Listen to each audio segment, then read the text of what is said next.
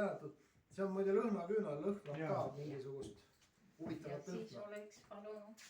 Jah, sa tahad mulle ka midagi pakkuda, jah? Tahan ja see on kammideküünal. Jaa. See võtab pealt ära siis, jah. Jaa. Aitüma, kullake. Väga mina. Kuule, meil ükskord oli seal ülikooli kohvikus oli soomlastega kohtumine. Jah, mäletan küll, jah. Ja Niklus oli seal.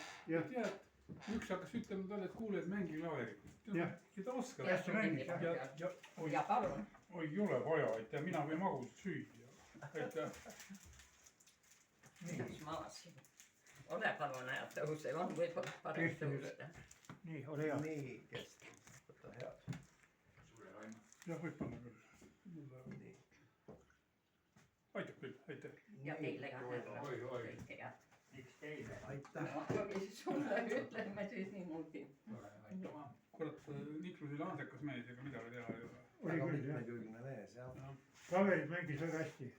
Ja noh, muidugi. Pani nagu kurat nagu... Ja. Kus see klaver oli kohe taha ja hakkas kohe mängima. No tal ema ja oli muusik või noh, niisugune ja kõik. Midagi oli, ma ei mäleta täpselt enam. Ta oli ju üksik, kes seda matab praegu.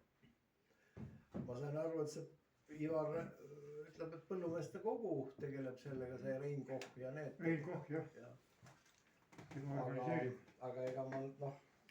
Koos linnavalitsusega teevad, jah. Ma arvan ka, jah. Koos tööst linnavalitsusega. Oota, kas te ei võtsid?